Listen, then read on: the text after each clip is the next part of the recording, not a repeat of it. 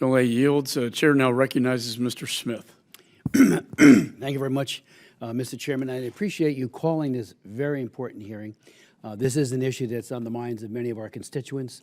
They want to make sure that the money is being very well utilized with total transparency. And again, I want to thank our three Inspector Generals for your leadership. Aggressive oversight obviously mitigates criminality. It also encourages the proper use of scarce resources. So thank you so very much for that leadership. A couple of questions. One of them would be, Ms. Anna Garella, you had mentioned that there were no serious criminal findings. And I wonder if you could just explain to the committee how you define serious and maybe some examples of what other types of criminality or what you thought was didn't rise to the level of serious but is a problem.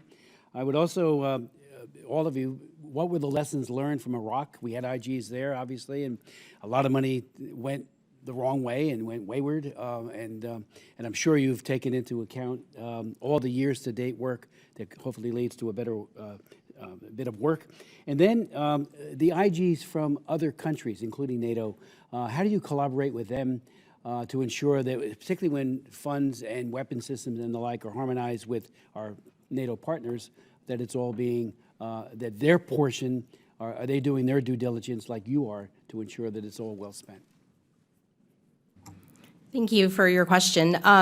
What I mean by serious findings is after a process of thorough investigative work or audit work done to the standards that my IG counterpart Storch described in his statement are followed through with. So to date, we have not substantiated any allegations. We have 2 open investigations and 5 that are in the preliminary stages where we're doing more due diligence and taking additional investigative steps to see if they meet the level of investigative resources. So, but they have not been substantiated. And by serious, the example that I gave of the collusive bidding scheme, which was reported to us by one of USAID's major contractors that are working in Ukraine, is an example of a common fraud scheme that we see in USAID's programming around the world. And in that instance, the contractor identified it before they made the subaward to the collusive bidder. On your last question, which I think is really important about NATO or for USAID's perspective, other bilateral donor coordination, that is a huge percentage of the time and resources we spend doing as USAID OIG. Much of USAID's work is different than other IG offices, including ones that I've worked at.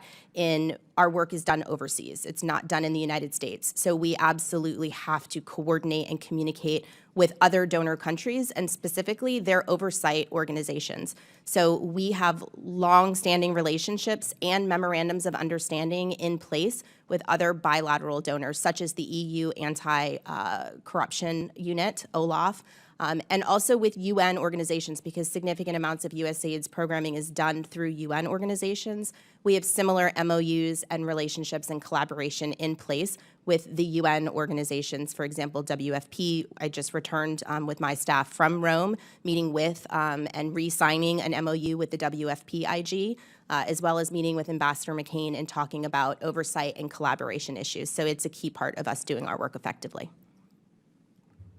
I was just going to add, with the part that you opened up to all of us, what I agree with everything Nicole said, and would just add as well that, you know, one of the things I think that we've learned around the world, and the chairman referred to this at the very beginning, is the importance of getting in early and getting established early and doing the oversight. So Iraq was way before my time as the DoD IG. But having said that, one of the things we've really been stressing, and I think you heard it in all of our opening statements, is the importance of coordinating early, working together up front to get ahead of oversight so that we're not playing catch up later. So that's one important lesson. And then the other one is coordinating amongst ourselves and with our partners. And all of our offices have robust relationships with, we have our own law enforcement, we have law enforcement all over the world that we have established relationships with, and that's really important as well. And then the final thing I'd add is we've learned a lot by doing oversight in conflict situations about what are the type of risks that are presented. Some of it on the front end, things like contracting type risks and things like that when there's a lot going on in a short period of time. And how do you get in front of that? So for instance, my office has literally done dozens of fraud briefings in the region where we've gone out and talked to folks who are engaged in this about what to look for. So I think we've learned a lot. I'm out of time, but just maybe sometime during the course of your answers, in-country risk to your forward deployed investigators, have any been hurt? And what is the risk factor that they, and again, that's very courageous work they're doing. Thank you.